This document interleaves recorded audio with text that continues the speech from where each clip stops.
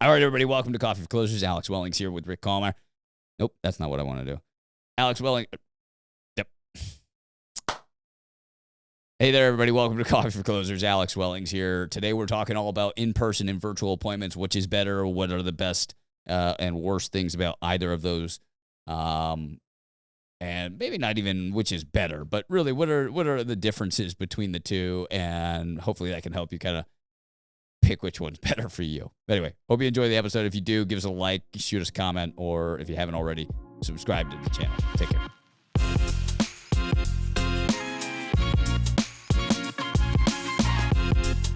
All right, everybody, welcome to Coffee for Closers. Alex Wellings here, Rick Kallmeyer. We are talking all about in-person and virtual appointments, which is better. We probably won't even really mention which is better because honestly, it depends answer, so we won't even talk about that. But really, maybe just the differences between in-person and virtual appointments and what we found over the last 3 years. I think a lot of people probably feel a certain way one way or the other, you know? Yeah, absolutely. I certainly have my opinions on things, but I do think it lends itself to, if you're going to be in virtual, there's got to be a good reason why you're virtual, or you've got to have like some masterful process that's really unique virtually. Yep. There's got to be some reason, you know, why are you virtual when I could go to an in-person guy, you know? Because I do think it's still a conversation where you feel comforted by the fact that this person's right here, and I can always just get a time on their calendar and really, go and sit down with this person and hold them, accountable for their issues or mistakes or something, something went wrong. Yeah, I think there's a subconscious level of like, I know where this person is, right? Like if I can't get a hold of him, at least I know his office is. You can't just ghost there. On this. Yeah. But I do think there's a world that's coming into retirement right now that realizes that that's all kind of a fugaz. Like you can still seek the person out and hold them accountable for wrongdoings or issues or whatever in the virtual world as well. And there's plenty of regulatory bodies out there that would have your back in an instance like that. And so the more awareness of these regulatory safe nets that are out there for folks, the better this all gets, because a lot of people, like Vanguard and all these places, Ameritrade or wherever Schwab, people have like brokerage accounts, Schwab, Yep. they have these brokerage accounts that are all virtual, and they don't never meet their advisor or somebody that's managing their account, or some of them are just self-managing funds, and they're not necessarily too worried about that as well. And then they think back on their brokerage accounts that are more managed by some local firm, and like how many times do you actually see that person versus just calling them? Yep. I guess that doesn't really address the safety net, though. No, I mean, it's like I still feel like I could drive over to that guy. Yeah. I think it addresses the relationship more than maybe the safety concerns or like the actual sales process, but yeah. But virtual guys, the ones that do it well, make themselves almost more visible than my in-person guys. Oh, absolutely. In-person guys take a couple phone calls a year. They rarely see those clients. Most of them don't do client appreciation events, though they should be doing them. Annual reviews are held over the phone for most of them, unless they have another thing they're trying to sell that person. Yep. So unless there's a transaction being had, they never see them. But my virtual guys make it a point to see them every time there's something. If they're on the calendar, it's on Zoom. You're going to see my face. We're going to talk. That's a really good point. It's like they're always there, and you always get that feeling of familial, that familial feeling. Yeah, that's a really solid point. Thought process to it, because again, when you're doing annual reviews, most of them are either done on the phone or by office staff or something like that. That's even worse. Much easier to say, hey, real quick, let's do a Zoom real quick.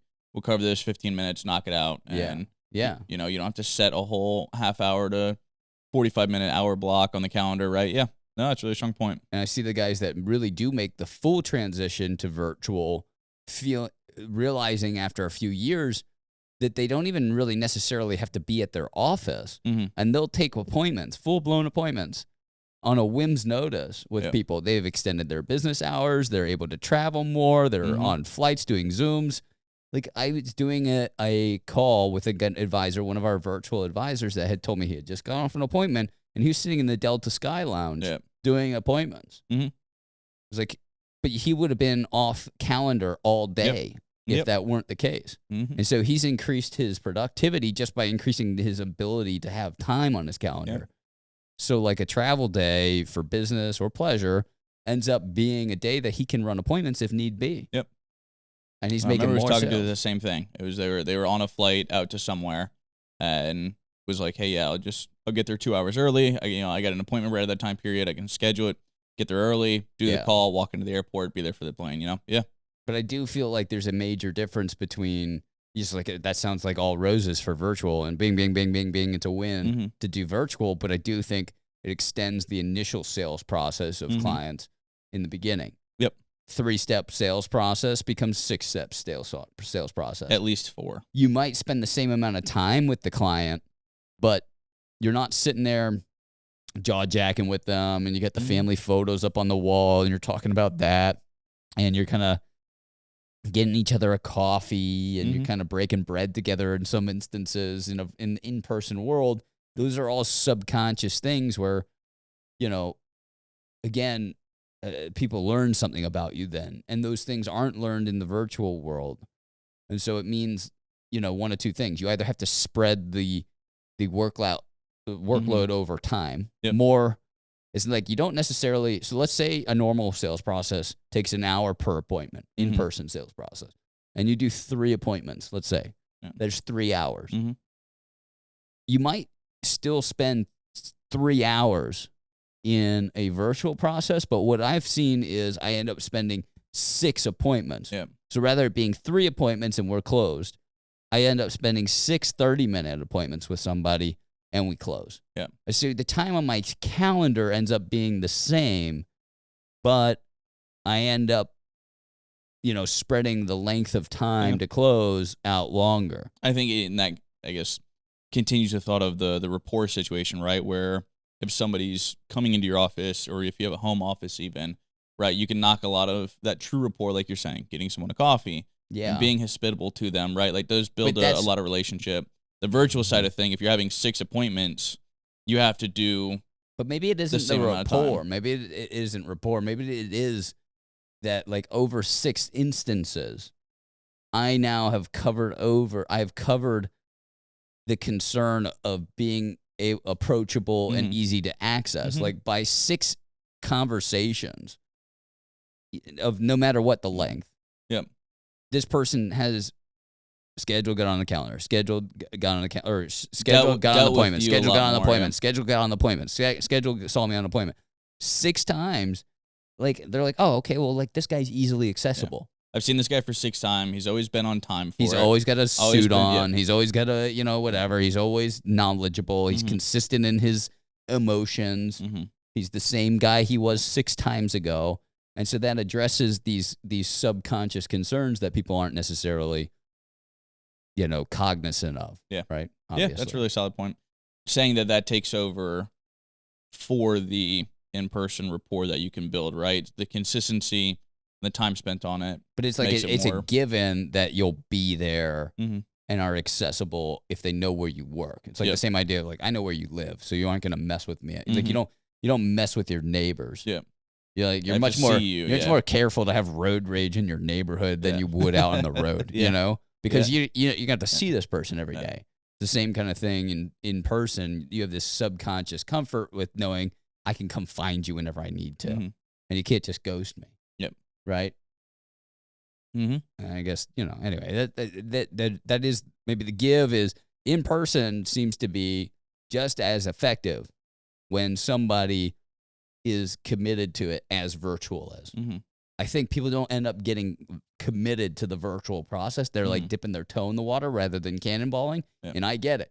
I absolutely get why you don't just jump into virtual sales all in, because why would you stop making on something that makes you money and go straight to virtual? But for those that are fully committed and really, really wanted to make it work, I think they're having just as much success as over, let's say, a 30-day period as somebody that does in-person appointments for 30 days. Yep. As long as they've mastered it, right? Like they've taken the advice, gotten the camera equipment, set up a good studio, have been meticulous in their ability to understand the process virtually and can illustrate that to somebody. Yeah, I think that's a big part of it too. You said it in the beginning of having a true process to it. I think that it helps virtually a lot. Yeah. I feel like in person, you have a little bit more leeway to things of being you able to have a conversation. A lot more in person, yeah. And I think having a virtual process that spells things out, maybe it's just covering up the body language or something like that. I'm not really quite sure. Even though still in the Zoom, you get some of like the subconscious signals and process, and you can see where you're at with it. But I think having a smooth, true process to the virtual, so you're not just sitting there talking to somebody with a blank screen up, right? It's almost like you're sitting in front of a screen, so your brain's trying to tell you it's supposed to be seeing something more happening, right? Right. So having, like, not necessarily a slide deck, but at least things to work off to show the client, right? Like, share your screen, show them, like, this is what we're looking at, this is what we're doing, versus just me being in front of you on the computer, right? Yeah. I think having that process helps a lot more. It helps it move through the cycle of it. That is surprising how many folks in the virtual space don't have things prepared to show on these Zooms. Yeah. And you know what? I see a lot of guys that'll come into the office and be like, oh, yeah, I have a sales process and I don't show my clients anything. I just draw on a napkin. Yeah. Like, that's okay, but you might not survive in the virtual world that way. I don't think it goes. That doesn't translate well. So if you're a guy or a gal watching right now that has a very yellow pad, draw on the paper kind of approach to things, and not to mention you can't, because I feel like I'm very much that way. I want to draw on a pad and really talk in a 10,000 foot kind of conceptual manner, but I still have the ammunition sitting behind me to show them the reasons why, so that if they ask questions about why, I show them in facts, right? So I explain in the concept virtually. I'll draw on the screen and really explain things to them.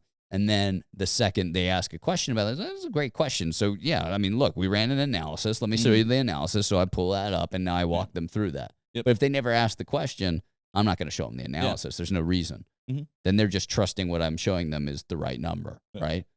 But for guys and gals that don't ever do any of that, and it's just straight conceptual napkin drawing on a piece of paper kind of thing, I don't think this translates well for you. I've not seen that help that person. I also don't see it help that person too much when they're not willing to do Zoom most of the time.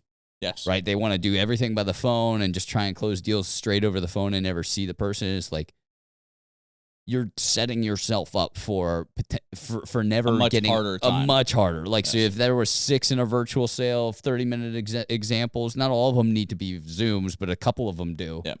And if you do 0 Zooms, it might be 8 appointments. It could be 10. I don't know. I mean, honestly, if you went 5 without sitting down on a Zoom, you went 5 appointments without sitting down on a Zoom, and you still hadn't sniffed the close, then I would definitely be like, all right, we're gonna get on a Zoom. I think you need to see who I am. Right? You need to see that this person that you've been talking to is real. Yep. Has an office, has a set, has, whatever. Yeah. I mean, we've seen it on our own working life through here, right? Yeah. The difference between working with an advisor over the phone, the ones that like we've never been able to get down because they don't want to travel, whatever it might be, versus the people that come down somewhat frequently that we get to hang out with, right?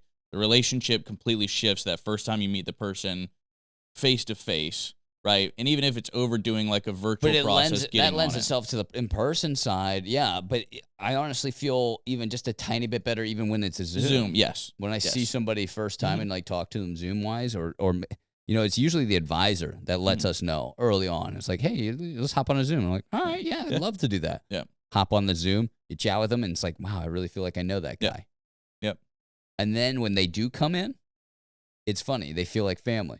I'll spend the same time with somebody over the phone, and they eventually come in as an advisor or a Megastar agent that's joined us. They join, and I feel like it's still, we're going to dinner, or I have, still a little bit of foreign kind of butterfly thing. Yeah, maybe not butterfly thing, but like what do they call these things? Like the simple things. We got to get like some of the small talk out of the way, that kind of things. Like we got to start off the relationship, like shake hands. It's like we got to go through the whole I've just now met you for the first time kind of thing. versus when somebody comes in, I'm giving them a big old hug, you know? Yeah. Now, McCarty gives everybody a hug, so it doesn't matter. That's different. But for me, it's like the first time I meet somebody, my old man taught me, give them a good handshake, look them in the eye.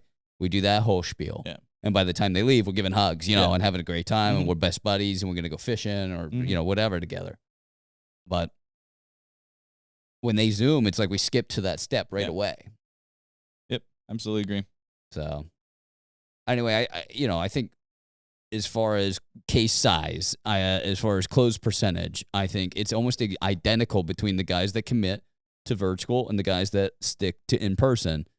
I think the only difference is the initial sale takes a little bit longer in time. The volume, so if this makes sense to people, the volume doesn't change over, let's say, a 30-day period. The amount, because it's like you close it in 3 days on hour-long appointments.